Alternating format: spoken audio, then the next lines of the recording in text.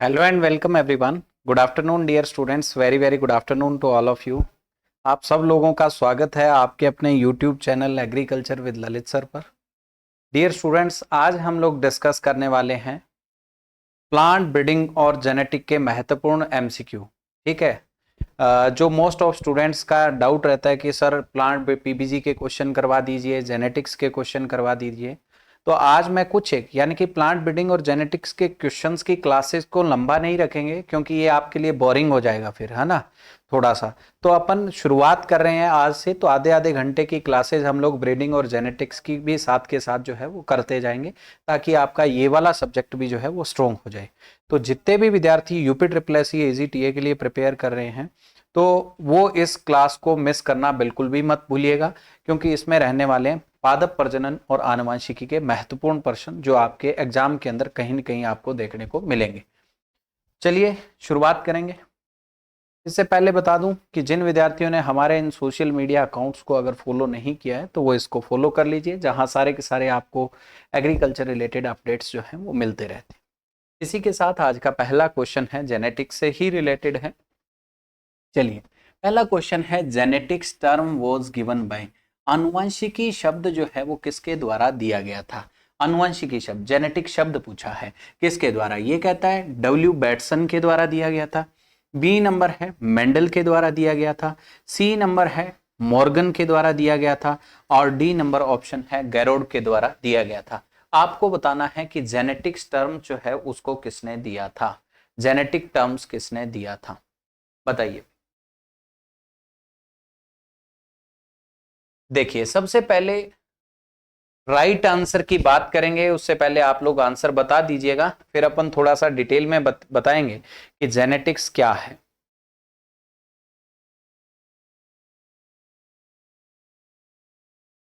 बताइए right answer.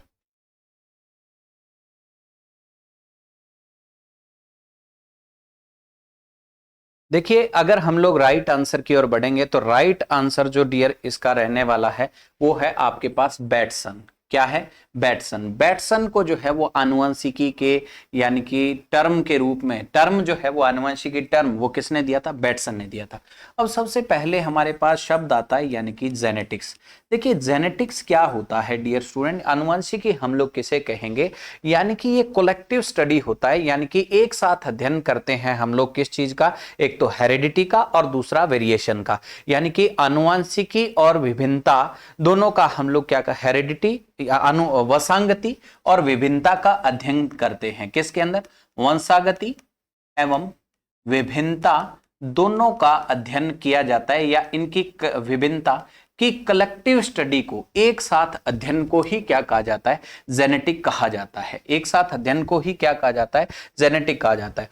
अब dear student, यानी कि वंशागति बोले तो यानी कि हेरिडिटी, हेरिडिटी, और विभिन्नता बोले तो वेरिएबिलिटी, विभिन्नता बोले तो वेरिएबिलिटी।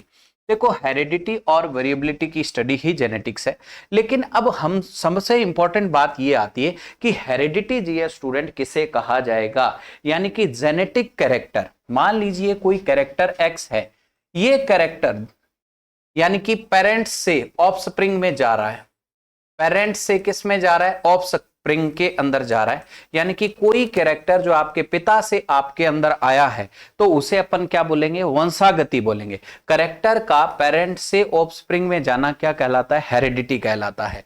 और ऑफस्प्रिंग यानी कि आप दो भाई बहन हैं या दो भाई भाई हैं, इनके अंदर जो यानी कि दोनों बिल्कुल एकदम फोटोकॉपी तो है नहीं, कुछ चेंजेस देखने को मिलते हैं, तो उसे अपन क्या बोलते हैं? एक ही ऑफस्प्रिंग यानी कि एक ऑफस्प्रिंग के ए एंड बी में जो विभिन्नता या चेंजेस देखने को मिलते हैं, उसे अपन क्या कहेंगे? वेरिएबिलिटी कहेंगे। उन चेंजेस को ही विभिन्नता कहा जाता है, वेरिएबिलिटी कहा जाता है।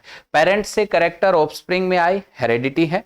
और ऑफस्प्रिंग की यानी कि दो ऑफस्प्रिंग है, दो आपके पास ए और बी है, जिनके अंदर यानी कि दो भाई भाई हैं, उनके अंदर चेंजेस है, वो क्या किसके कारण है? वो विभिन्नता के कारण है, वेरिएबिलिटी के कारण। तो बैटसन टर्म आपसे पूछ ले कि बैटसन ने कौन सा टर्म दिया था, तो आनुवंशिकी टर्म बैटसन ने दिया था। और मेंडल का तो आपको पता ही है फादर ऑफ जेनेटिक के रूप में जाना जाता है। किसको? फादर ऑफ आनुवंशिकी, आनुवंशिकी के पिता के रूप में किसको जाना जाता है? मेंडल को जाना जाता है। अगर हम लोग बात करें मॉर्गन की, मॉर्गन ने क्या किया था भाई? एक्सपेरिमेंटल जेनेटिक्स के फादर हैं। मॉर्गन जो है वो आपके किसके फादर हैं? एक्सपेरिमेंटल जो जेनेटिक है उसके पिता के रूप में किसे जाना जाता है?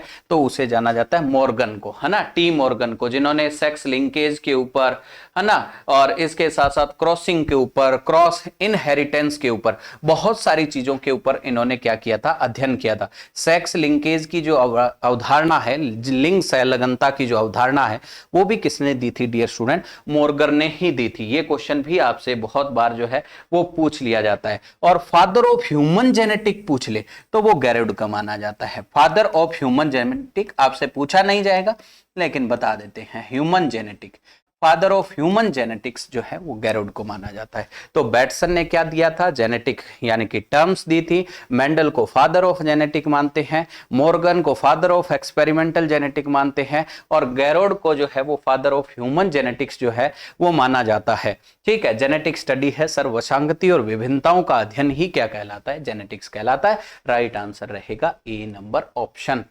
क्लियर है डियर स्टूडेंट यहां पे? चलिए नेक्स्ट यानी कि क्वेश्चन की ओर बढ़ते हैं। One mutant gene, one metabolic block concept was given bye. एक उत्परिवर्ती जीन, एक मेटाबॉलिक ब्लॉक अवधारणा जो है, चयापचय ब्लॉक अवधारणा जो है वो आपकी किसके द्वारा दी गई? ठीक है, राइट आंसर आपको बताना है। मेंडल के द्वारा दी गई, गैरोड के द्वारा दी गई, मॉर्गन के द्वारा दी गई, या बैटसन के द्वारा दी? वन ब्लॉक जीन,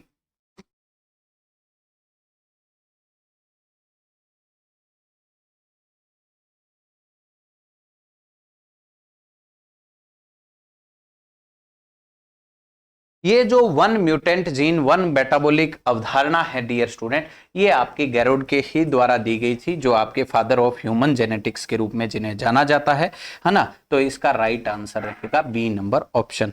कोई विशेष इसके बारे में ध्यान रखने की या इससे संबंधित कोई पॉइंट आपको याद रखने की आवश्यकता नहीं है, क्योंकि ह्यूमन जेनेटिक्स का क्वेश्चन है। चलिए नेक्स्ट बात करते हैं। Genotype and phenotypes term given by. Genotype और फिनोटाइप शब्द जो है वो किसके द्वारा दिए गए? किसके द्वारा जो है वो दिए गए थे जीनोटाइप और फिनोटाइप शब्द? ए नंबर ऑप्शन है मॉर्गन के द्वारा दिए गए, बी नंबर ऑप्शन है जॉनसन के द्वारा दिए गए, और यानी कि सी नंबर ऑप्शन है बैटसन के द्वारा दिए गए, और डी नंबर ऑप्शन है यानी कि गैरोड के द्वारा दिए गए। बताइए, राइट आंसर बताना है फटाफट से कि जो आपका यानी कि जीनोटाइप और फिनोटाइप जो टर्म है वो किसने दिया था?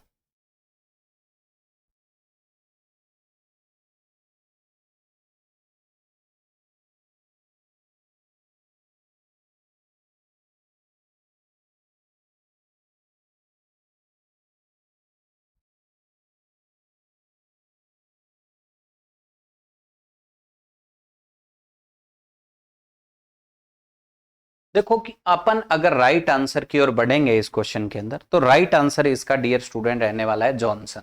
जीनोटाइप और फिनोटाइप शब्द जो है वो किसके द्वारा दिए गए थे? जॉनसन के द्वारा दिए गए थे।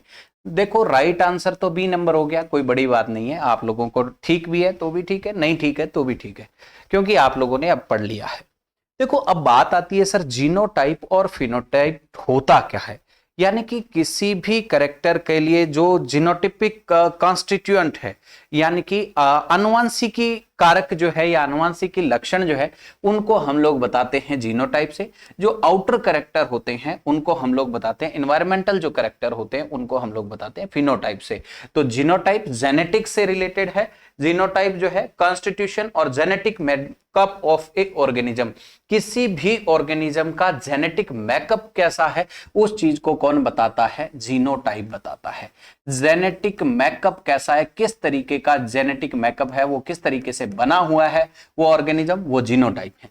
फिनोटाइप यानी कि उसके अंदर, यानी कि वो बाहर से कैसा, उसका अपीयरेंस कैसा देखने को मिलता है ना, उसे अपन फिनोटिपिक, इन्वायरमेंटल को जो करेक्टर है वो फिनोटिपिक में आएंगे। राइट आंसर जो बनेगा वो बी नंबर ऑप्शन है। नेक्स्ट क्वेश्चन देखिए, नेक्स्ट आता है which of the following statement is are right. आपको पूछा गया निम्न में से कौन सा कथन जो है वो सही है। पहला आपसे कहा गया एपोमिक्सिस। पहला कथन आपके पास क्या है, एपोमिक्सिस है। देखो एपोमिक्सिस क्या कहता है कि development of embryo without fertilisation, बिना निषेचन के भ्रूण बनना, ये क्या कहता है, development of embryo without fertilisation क्या है, एपोमिक्सिस है। 2 नंबर पर हमारे पास क्या आता है डियर स्टूडेंट, ये कहता है पार्थेनोजेनेसिस क्या होता है, development of fruit without fertilisation. Development of fruit यानी कि फल का निर्माण बिना फर्टिलाइजेशन के, ये क्या कहलाता है, ये कहता है कि पार्थेनोजेनेसिस कहते हैं। ये कहता है एपोगेमी यानी कि development of embryo from antipodal और सिनर्जिड सेल विदाउट फर्टिलाइजेशन, यानी कि बिना निषेचन के एंटीपोडल और सिनर्जिड सेल से एम्ब्रियो का निर्माण होना क्या कहलाता है, ये कहता है एपोगेमी कहलाता है। ये डी नंबर कहता है कि सभी कथन जो है वो सही है। आपको बताना है कि कौन सा स्टेटमेंट राइट है। एपोमिक्सिस क्या है, पार्थेनोजेनेसिस क्या है, एपोगेमी क्या है, इनकी जो डेफिनेशन लिखी हुई है इनके बारे में बताइए।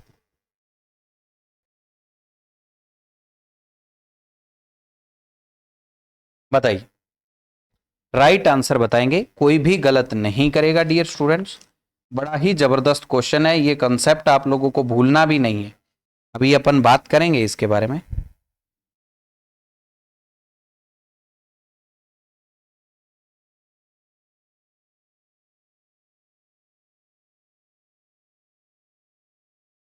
देखो डियर स्टूडेंट, एपोमिक्सिस होता है यानी कि डेवलपमेंट होना एम्ब्रियो का, यानी कि बिना निषेचन के भ्रूण का निर्माण होना एपोमिक्सिस होता है। बिना निषेचन के भ्रूण बनना, बिना निषेचन भ्रूण बनना, बिना निषेचन भ्रूण बनना क्या कहलाता है, भ्रूण बनना क्या कहलाता है, एपोमिक्सिस कहलाता है। एपोमिक्सिस के टाइप हैं ये क्या है, पार्थेनोजेनेसिस और एपोगेमी क्या है डियर स्टूडेंट, टाइप है। Parthenogenesis development of fruit without fertilisation, बिना फर्टिलाइजेशन के फ्रूट का निर्माण होना पार्थेनोजेनेसिस है। ये दोनों टर्म अपने आप में बड़ा कंफ्यूज करती है। एम्ब्रियो का निर्माण बिना निषेचन एपोमिक्सिस है, फ्रूट का निर्माण बिना निषेचन क्या कहलाता है, पार्थेनोजेनेसिस। पार्थेनोजेनेसिस क्या है, टाइप ऑफ एपोमिक्सिस है। पार्थेनोजेनेसिस क्या है भाई, एपोमिक्सिस का ही एक प्रकार है। अब एपोगेमी की बात है। एपोगेमी के अंदर क्या है, जो सिनर्जिड और एंटीपोडल सेल्स होती है आपकी, उनके द्वारा यानी कि किसका निर्माण होना, एम्ब्रियो, लेकिन फर्टिलाइजेशन नहीं हो रहा है। ध्यान देने वाली बात है, बिना निषेचन के ही काम हो रहा है, लेकिन यहां एंटीपोडल और सिनर्जिड सेल मिलकर के काम कर रही है। तीनों ही बातें बिल्कुल ठीक है डियर स्टूडेंट। राइट आंसर जो बनेगा वो आपका कौन सा बन जाएगा, डी नंबर ऑप्शन बन जाएगा, डी नंबर ऑप्शन, है ना। अब क्या होता है, एक एडवेंटेटिव एम्ब्रियोनी भी होता है। एडवेंटेटिव एम्ब्रियोनी, एडवेंटेटिव एम्ब्रियोनी की डेफिनेशन भी आप लोग सुन लेंगे। एम्ब्रियोनी, एम्ब्रियोनी, एम्ब्रियोनी, ठीक है। अब एडवेंटेटिव एम्ब्रियोनी अपन किसे कहेंगे, development of embryo from nucleus, nucleus से एम्ब्रियो का निर्माण हो रहा है तो एडवेंटेटिव एम्ब्रियोनी है। अगर न्यूक्लियस, न्यूक्लियस केंद्रक से, न्यूक्लियस से भ्रूण का निर्माण, भ्रूण का निर्माण बिना, बिना निषेचन के, बिना निषेचन के, बिना निषेचन के न्यूक्लियस से भ्रूण का निर्माण होना डियर स्टूडेंट क्या कहलाता है, एडवेंटेटिव एम्ब्रियोनी कहलाता है। क्या कहलाता है, एडवेंटेटिव एम्ब्रियोनी कहलाता है। तो ये भी आप लोग याद रखेंगे। राइट आंसर जो रहने वाला है इसका डी नंबर ऑप्शन है। ये सारे, एक होता है पार्थेनोकार्पी, पार्थेनोकार्पी क्या होता है, बिना फर्टिलाइजेशन के जो फ्रूट बना है उस फ्रूट को हम लोग क्या बोलते हैं, पार्थेनोकार्पिक फ्रूट बोलते हैं। उसे क्या बोलते हैं, पार्थेनोकार्पिक फ्रूट बोलते हैं, और उस प्रोसेस को अपन पार्थेनोकार्पी बोल देते हैं। ठीक है, ठीक है, सारी बातें क्लियर है। तो एपोमिक्सिस बिना निषेचन एम्ब्रियो बनना, पार्थेनोजेनेसिस यानी कि फल का निर्माण बिना निषेचन, सिनर्जिड एंटीपोडल सेल से फल एम्ब्रियो का निर्माण होना आपका एपोगेमी है, और आपका न्यूक्लियस से एम्ब्रियो का निर्माण होना बिना फर्टिलाइजेशन एडवेंटेटिव एम्ब्रियोनी है। नेक्स्ट क्वेश्चन की ओर बढ़ेंगे। निम्न में से कौन सा कथन जो है वो आपका सही है, निम्न में से कौन सा कथन है वो सही है। यहां कुछ लेयर्स दी गई हैं, यहां उनका प्लॉइडी लेवल दिया गया। आपको बताना है कि कौन सा स्टेटमेंट जो है वो राइट है। ये कहता है कि एपिडर्मिस जो होती है, एपिडर्मिस जो होती है ये कहता है कि वो डिप्लॉइड है। ये कहता है कि एंडोथीसियम जो लेयर है, एंडोथीसियम है, ये भी कहता है डिप्लॉइड है। ये कहता है मिडल लेयर जो है, मिडल लेयर मध्य परत जो है वो भी क्या है, डिप्लॉइड है। ये कहता है जो टेपिटम लेयर, टेपिटम लेयर का मुख्य कार्य क्या होता है, ये भी आपसे पूछ लिया जाता है। टेपिटम लेयर फूड फूड और न्यूट्रिशन के लिए काम करती है। टेपिटम जो लेयर होती है वो किसके लिए काम करती है, फ्रूट यानी कि सॉरी फूड एंड न्यूट्रिशन के लिए काम करती है टेपिटम लेयर। क्लियर? तो ये याद रखेंगे भाई टेपिटम लेयर के बारे में। बताओ, और एंटीपोडल सेल का, synergid cell, egg cell, polar nuclei, ये कैसे होते हैं, ये कैसे होते हैं?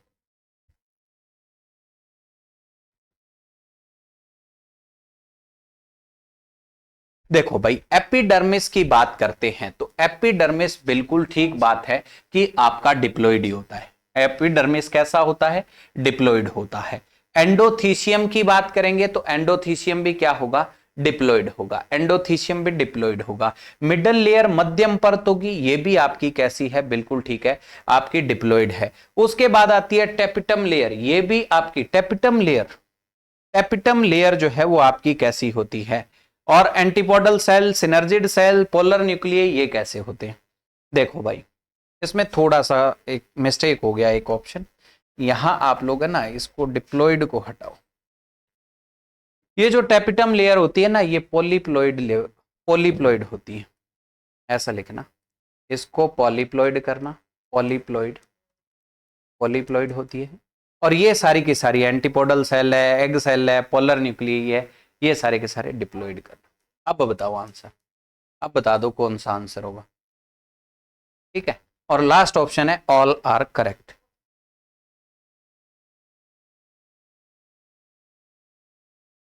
इसको भी, हाँ ठीक है, अब ठीक है, अब बताओ।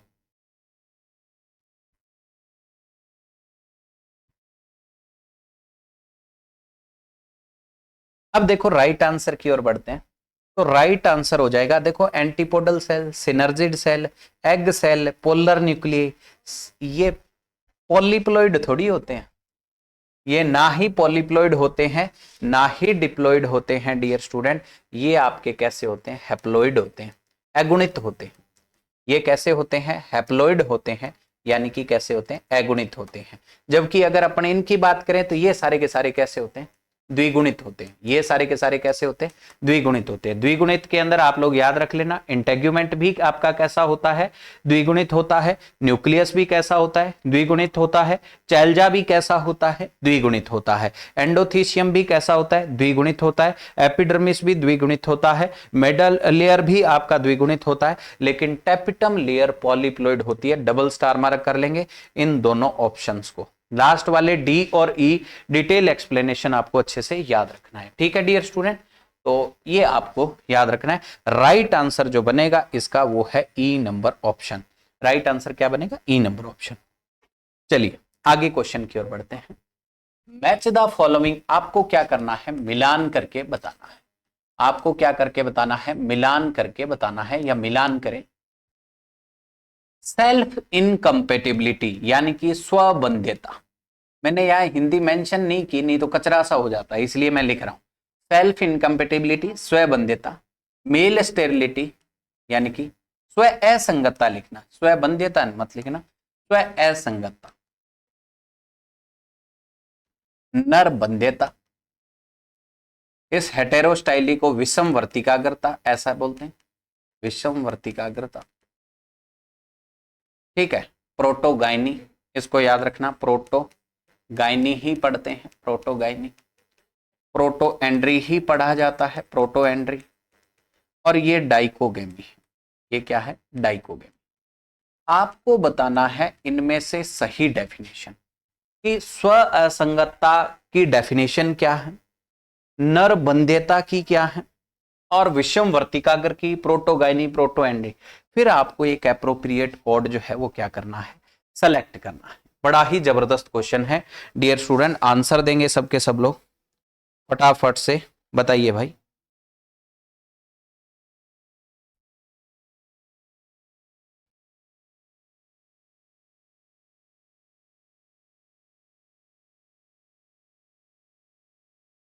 बताओ।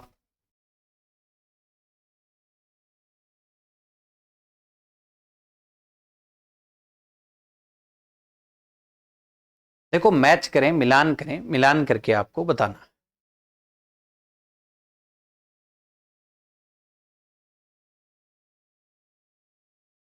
देखो अपन बढ़ते हैं आंसर के एक्सप्लेनेशन की ओर, साथ में हमारा आंसर बन जाएगा। देखो सबसे पहले हमारे पास आती है यानी कि सेल्फ इनकम्पेटिबिलिटी। सेल्फ इनकम्पेटिबिलिटी का मतलब होता है स्व असंगतता।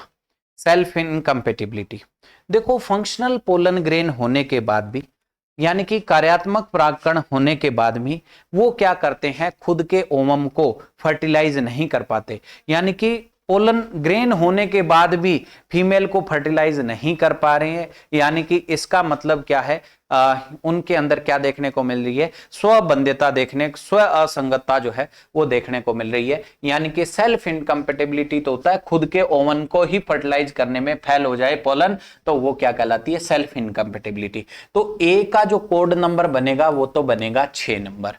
मेल स्टेरिलिटी क्या होता है, मेल स्टेरिलिटी होता है कि नर जो होता है ना, मेल होता है, उसके पोलन फंक्शनल होते ही नहीं है, कार्यात्मक होते ही नहीं है, नॉन फंक्शनल पोलन होते हैं। तो नॉन फंक्शनल पोलन जो है वो आपका 5 नंबर ऑप्शन है। अब कहता है हेटेरोस्टाइली, विषम वर्तिकाग्रता, है ना। विषम वर्तिकाग्रता यानी कि हेटेरोस्टाइली, स्टाइल जो है वो ऊपर नीचे हो जाएगा, छोटा बड़ा रह जाएगा। तो यानी कि difference in size of style, यानी कि स्टाइल के अंदर अंतर क्या कहलाएगा, हेटेरोस्टाइली कहलाएगा। यानी कि ये क्या हो जाएगा, 4 नंबर हो जाएगा। प्रोटोगाइनी, गाइनी बोले गाइनोशियम बोले तो फीमेल पार्ट, फीमेल पार्ट का पहले मैच्योर होना क्या कहलाता है, प्रोटोगाइनी कहलाता है। इसका कोड क्या हो जाएगा, 3 नंबर हो जाएगा, सॉरी इसका कोड क्या हो जाएगा, 2 नंबर हो जाएगा, 4। उसके बाद में प्रोटोगाइनी, गाइनोशियम पहले बन रहा है, फीमेल पहले मैच्योर हो रही है, यानी कि ये कोड नंबर 2 हो जाएगा। प्रोटो एंड्री की बात करें तो एंड्री के अंदर एंड्रोशियम यानी कि मेल पार्ट पहले परिपक्व होगा, यानी कि कोड क्या बन जाएगा, 3 बन जाएगा। और उसके बाद में आपके पास है डाइकोगेमी, डाइकोगेमी होता है यानी कि डिफरेंस बिटवीन, यानी कि मैच्योरिटी, मैच्योरिटी के अंदर जो डिफरेंस होगा उसको हम लोग किससे बताएंगे भाई, डाइकोगेमी से बताएंगे, है ना। Difference between maturity of male and female gamete, दोनों लिखना था, male and female gamete. Dichogamy क्या होता है, नर और मादा युग्मकों के डिफरेंट टाइम पर मैच्योर होने को हम लोग किससे जानेंगे, डाइकोगेमी से जानेंगे। तो स्वबंध्यता यानी कि पोलन ग्रेन होते हुए भी फंक्शनल ना होना। दूसरा हमारे पास है मेल स्टेरिलिटी यानी कि नॉन फंक्शनल पोलन का होना। तीसरा हमारे पास है हेटेरोस्टाइली यानी कि स्टाइल के अंदर अलग अलग होना। और उसके बाद में हमने पढ़ा प्रोटोगाइनी यानी कि गाइनोशियम का अलग अलग होना। और उसके बाद में हमने पढ़ा डियर स्टूडेंट यानी कि प्रोटोगाइनी, गाइनोशियम का पहले मैच्योर होना, प्रोटोएंड्री, एंड्रोशियम का पहले मैच्योर होना, और डाइकोगेमी यानी कि मेल और फीमेल की मैच्योरिटी के अंदर डिफरेंस होना क्या कहलाता है, डाइकोगेमी कहलाता है। ये कोड बनेंगे, है ना। आप इन कोड को याद रख लेना, इनमें से कोई नहीं भी सेट बैठे तो भी देख लेना भाई, ये 2, ये 3 और ये 1 है, ठीक है। राइट आंसर बनेगा ए नंबर ऑप्शन, राइट आंसर क्या बनेगा, ए नंबर ऑप्शन, ठीक है। चलिए आगे बढ़े नेक्स्ट क्वेश्चन। मजा आ रहा है क्वेश्चंस के अंदर, यस और नो। भाई बहुत ही जबरदस्त क्वेश्चन मैं आपको लेकर के आया हूं, और मैं ऐसी कोशिश करूंगा कि 200 क्वेश्चन अगर आप लोगों ने इस टाइप के कर लिए, स्टेटमेंट बेस्ड क्वेश्चन और मैच द फॉलोइंग वाले, तो पूरा प्लांट ब्रीडिंग और जेनेटिक्स का सिलेबस ही खत्म कर देंगे हम लोग। आप उस चीज की चिंता से दूर हो जाइए बिल्कुल भी। चलिए देखो कितने, एक ही क्वेश्चन के अंदर हमारे कितने कितने क्वेश्चन क्लियर हो रहे हैं। देखो यहां पर हमने 5-6 स्टेटमेंट पढ़े, यहां पर भी हमारा सेम था, यहां पर भी ऐसा ही था, यहां पर चलो हमने कुछ ज्यादा विशेष नहीं देखा, लेकिन यहां पर हमने डिफरेंट साइंटिस्ट देखे। तो बहुत सारी चीजें आपको एक साथ ही क्लियर हो जाएगी, कोई दिक्कत आपको नहीं आएगी। निम्न में से कौन सा कथन सही है, ये कहता है कि पिन टाइप की जो, यानी कि पिन टाइप, थर्म टाइप और पीडीएसडी टाइप, ये आपको किस किस के अंदर देखने को मिलता है, किस टाइप की स्टाइली होती है, pin type style, thrum type style, किस टाइप की होती है। तो देखो पिन टाइप बोलता है सापोटा, लीची और पोमोग्रेनेट में देखने को मिलता है। ये कहता है थर्म टाइप जो है वो आलमंड यानी कि बादाम में, कैरम्बोला में और लीची में देखने पीडीएसडी जो है वो आपको एवोकाडो में देखने को मिलता है। और डी नंबर कहता है ऑल आर करेक्ट, यानी कि सब बिल्कुल क्या है, ठीक है, ये आपको बताना है। बताओ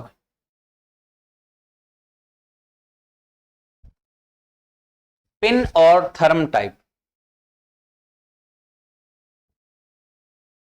देखो पिन और थर्म टाइप में, जब पिन टाइप के अंदर क्या होता है, यानी कि इस तरीके की कंडीशन होती है पिन टाइप के अंदर, ठीक। थर्म टाइप के अंदर यानी कि ये जो मेल पार्ट है उससे फीमेल पार्ट ऊपर रह जाएगा, इससे फर्टिलाइजेशन हो नहीं पाएगा, है ना, इससे पोलिनेशन नहीं हो पाएगा, इस तरीके की कंडीशन बन जाती है थर्म टाइप के अंदर। और पिन टाइप के अंदर यानी कि इस टाइप की कंडीशन बन जाती है, स्टाइल की लेंथ क्या हो जाएगी, बढ़ जाएगी। तो ये होता है पिन टाइप कंडीशन और thrum type condition. Pin type जो है वो बिल्कुल सापोटा, लीची और पोमोग्रेनेट में ही होता है। थर्म टाइप आलमंड, कैरम्बोला और लीची में ही होता है। और पीडीएसडी एवोकाडो में ही होता है। राइट आंसर क्या बनेगा dear student, D number option बनेगा, ऑल आर करेक्ट। सभी जो है वो सही है, सभी सत्य है, ऑल आर करेक्ट है। Next question, those flower do not open even after pollination is known as. परागकण के बाद भी फूल नहीं खिलते, उन्हें क्या कहते हैं? भाई आप लोगों का पोलिनेशन हो गया, उसके बाद भी फ्लावर ओपन नहीं हो रहा है, उसे अपन क्या कहेंगे? ये कहता है कि उसे क्लिस्टोगेमी कहा जाएगा, ये कहता है कि उसे चास्मोगेमी कहा जाएगा, ये कहता है उसे इनकम्पेटिबिलिटी यानी कि बंध्यता कहेंगे, ये कहता है कि उसे क्या कहा जाएगा, नन ऑफ दीज यानी कि इनमें से कोई नहीं। यानी कि पॉलन यानी कि पॉलिनेशन होने के बाद भी ओपन नहीं हुआ है, ये कंडीशन आपकी क्या कहलाएगी? ये कंडीशन क्या कहलाएगी? देखो क्लस्टोगेमी और चास्मोगेमी, देखो पॉलिनेशन के बाद अगर फ्लावर ओपन हो रहा है, पॉलिनेशन के बाद अगर फ्लावर ओपन हो रहा है तो चास्मोगेमी है। Open after pollination, after pollination, pollination के बाद अगर फ्लावर ओपन हो रहा है तो वो क्या है, चास्मोगेमी है। क्लिस्टोगेमी की अगर मैं बात करूं डियर स्टूडेंट, तो क्लिस्टोगेमी का मतलब है फ्लावर डू नॉट आफ्टर यानी कि do not open after pollination, परागण के बाद भी पुष्प का न खिलना, परागण के बाद भी ना खुलना, बाद भी ना खुलना, पुष्प का ना खुलना क्या कहलाता है डियर स्टूडेंट? क्लिस्टोगेमी कहलाता है। राइट आंसर क्या बनेगा, ए नंबर ऑप्शन। और कंपेटिबिलिटी तो बताया ही था, बंध्यता सेल्फ इनकम्पेटिबिलिटी, यानी कि फंक्शनल पोलन ग्रेन होने के बाद भी यानी कि स्टाइल उसकी लेंथ को पार करके उसके यानी कि ओवम को फर्टिलाइज नहीं कर पाता है, इस तरीके की बंध्यता को हम लोग यानी कि इस तरीके का जो प्रोसेस होता है उसे अपन सेल्फ इनकम्पेटिबिलिटी या कंपेटिबिलिटी के नाम से जानते हैं। राइट आंसर जो रहेगा वो है ए नंबर ऑप्शन। डन। चलो नेक्स्ट क्वेश्चन, चलिए नेक्स्ट क्वेश्चन है, फटाफट से बता देंगे, आज की क्लास का अंतिम क्वेश्चन है, छोटी रखेंगे ये वाली क्लास हम लोग आज, ठीक है।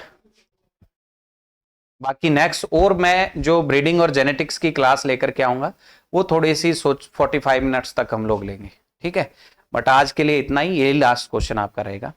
ये कहता है कि इनमें से गाइनोडायोसियस कौन सा है? प्रोटोएंड्री किसके अंदर है, प्रोटोगाइनी किस में है, हेटेरोडाइकोगेमी विषम वर्तिकाग्रता, हेटेरोडाइकोगेमी, ड्यूओडाइकोगेमी किसके अंदर देखने को मिलती है? बताओ।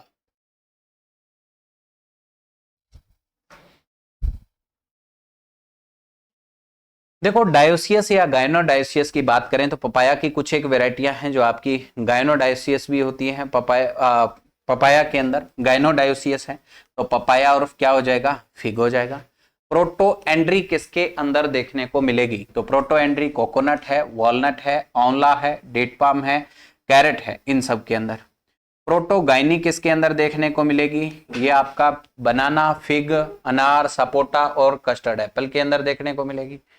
और अगर हेटेरोडाइकोगेमी की बात करें तो हेटेरोडाइकोगेमी आपका यानी कि पिस्टिचियोनट्स और पिकनट्स के अंदर, और ड्यूओडाइकोगेमी की बात करें तो चेस्टनट के अंदर देखने को मिलेगी। राइट आंसर इसका रहेगा 5 4 3 2 1, ऑप्शन नंबर 1। इसका डिटेल एक्सप्लेनेशन मोस्ट तो मैंने आपको टर्मिनोलॉजी है जो सारी की सारी क्लियर कर दी हैं।